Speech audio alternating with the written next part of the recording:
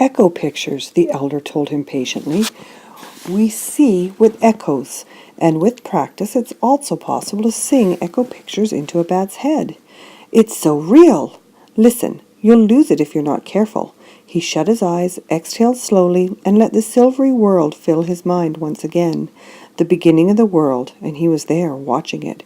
He soared past 1,000 different birds, skimmed over 1,000 different beasts on the ground. The earth steamed. He could almost feel the heat, the newness of things. He saw bats lifting from trees, beating their way through the air, and it was full daylight. The sun burned high in the sky. We were allowed then? He muttered, incredulous. We were allowed to see the sun? The scene changed abruptly, and he was at the top of a giant tree, and all around him raged a huge battle. Birds dived down at beasts, fighting with their claws and beaks, carrying their smaller victims away and dropping them to their deaths. But the beasts fought back, leaping up and snapping the birds in their jaws, smashing them with taloned claws. The beasts scaled the trees, destroying nests, pouncing on birds in the branches. Shade looked down with horror and saw a wildcat scrabbling up his own tree toward him, and he cried out in alarm. But at that moment he was suddenly higher in the sky, overseeing things from a great safe distance. "A war!" Shade called out excitedly to Frida, his eyes still closed, still watching. "The great battle of the birds and the beasts," he heard Frida say. "But why?" "No one knows what started it." He noticed something. "Where are the bats?" "We refused to fight. Each side asked us to join them, but we said no." The silvery images in his head shifted again, and he was flying over a ravaged forest, the trees naked and broken, the earth pockmarked with animal holes and trenches. He knew the battle must have gone on for a long time, years and years. He soared down over a great field and saw beasts and birds gathered there together, holding some kind of important meeting. "The peace treaty," he heard Frida say.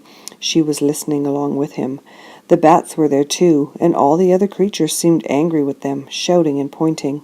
A great owl spread its wings in judgment, and a huge wolf threw back his head and howled. The bats flew, spiraling up into the air, spreading across the sky, and suddenly it was night. "What happened?" Shade cried. "The beast blamed us for losing the battle. The birds branded us cowards for refusing to fight. Listen." The voice that Shade heard at the beginning came back in his head now. "For millions of years we have lived in the dark. The sunlight hurts our eyes now. The winged spirit, Nocturna, was angry with the other creatures for banishing us, though she could not undo what had been done. She gave us new gifts to help us survive. She darkened our fur so we might blend in with the night. She gave us the echo vision so we could hunt in the dark. But the greatest gift she gave us was the promise." There was a brief silence, and then, long ago, millions and millions of years ago, the world was an empty place. The message had come full circle, and Shade shifted his head out of the echo stream. He felt as if he'd been away for a long time. He turned to Frida. He'd heard of Nocturna before. Every newborn had, the mysterious winged spirit who made everything. But he'd heard so many new things, and this was so knotted up inside with emotions, he scarcely knew where to begin. "We didn't do anything," he exclaimed. He expected something terrible, some crime that would have made him shudder and feel ashamed of his ancestors. "They banished us just because we didn't take sides in the war. To the birds and beasts we were cowards and traitors. But before then we could really fly in the day? Is that true? Were we free?" "I believe so, yes." "What's the promise?" "That's here too," Frida said, tilting her head around the echo chamber. "Let's see if we can find it. It's one of the oldest here." Shade knew Frida could find it in a second, and that she was trying to teach him how to use the echo chamber. Together they sifted through the eddies of sound, and Shade soon discovered that they were all different. The newer messages were clearer and slightly louder. The older ones had a faint hiss to them, words and pictures occasionally muffled or obscured altogether. "You're getting close," Frida said. He found one story gusting across the cave's bottom, quite faint. He listened. Quite a few words. "Is this it?" Frida cocked her head, squinted, and gave a nod. "Well done." She latched onto the echo and let the story. Shade latched onto the echo and let the story fill his head. It was another voice this time, unsteady and old, but filled with a kind of radiant hope. This is the story of Nocturna's promise. It has been carried from bat to bat over 1,000,000 years, and I speak to it, these walls, so future Silverwing generations will know what has passed and what will come to pass. The promise was made one day long ago. Shade was in an ancient forest, peering out over the fields. There were no bats in sight. He was alone in the middle of the day, the sun high in the sky. Suddenly, darkness seeped over the earth, as if a giant bat were slowly unfurling her wings and blocking out the light. The beast shrank back in terror. The birds shrieked and fled to the cover of the trees.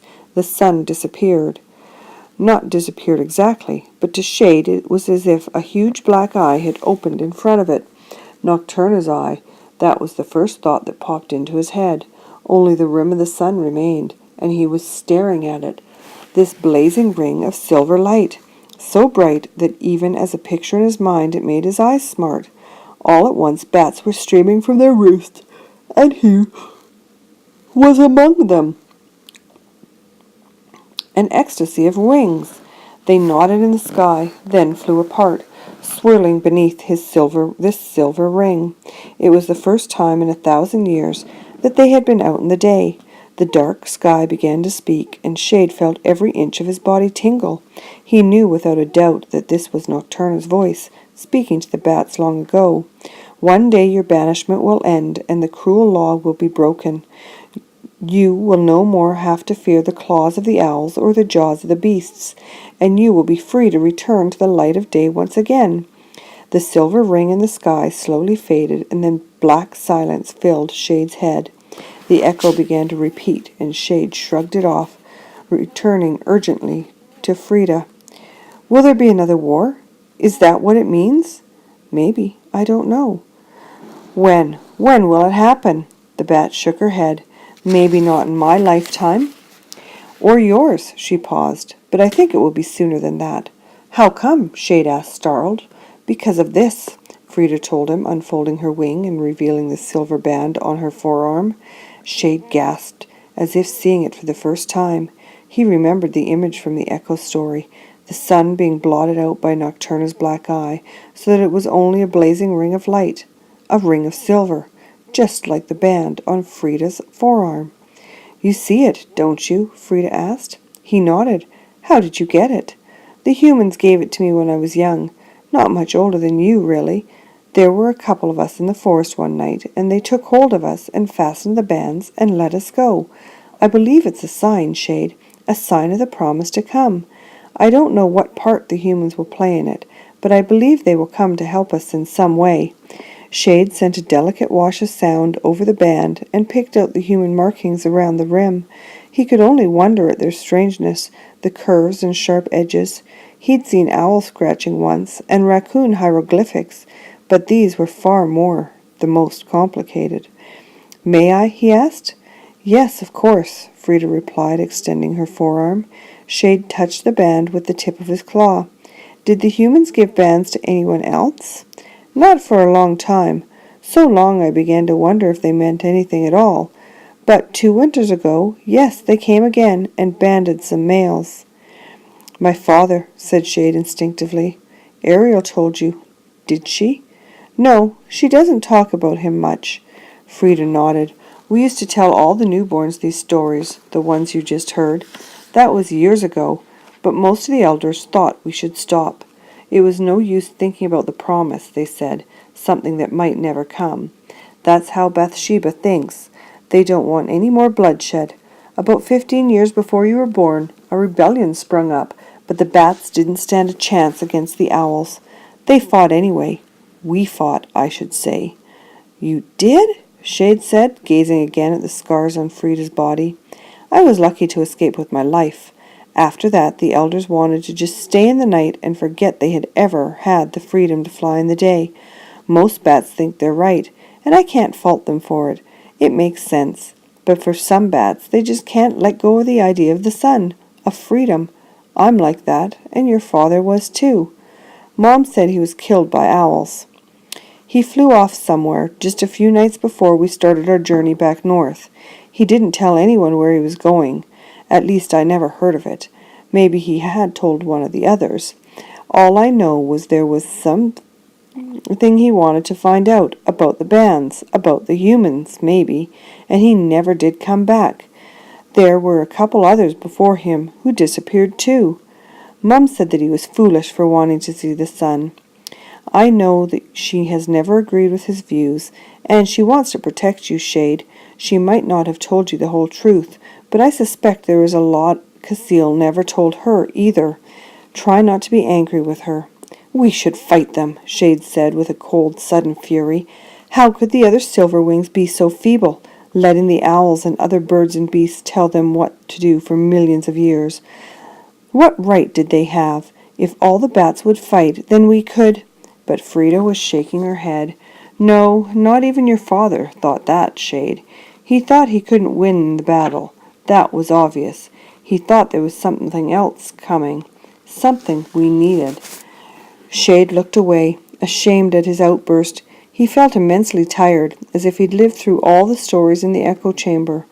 Why did you show me all this? He asked. What was the point? He wondered. There was nothing he could do to change the past, bring his father back, or even change the future. He was a newborn runt in a Silverwing colony, in the middle of nowhere. Frida smiled at him, and he didn't find the deep wrinkles in her face so frightening anymore. You're not like the others. I see something in you, a kind of brightness I don't want to be smothered. You're curious. You want to know about things. I've been watching you. You're a good listener, too. You'll hear things no one else can, and this is far more important than your size, Shade. He flushed at the compliment, and only wished he could believe it. He had so many more questions he wanted to ask, but there was a fluttering of wings outside the echo chamber, and Shade heard Mercury's voice. Frida, the messenger said urgently, the owls are coming, and they have fire.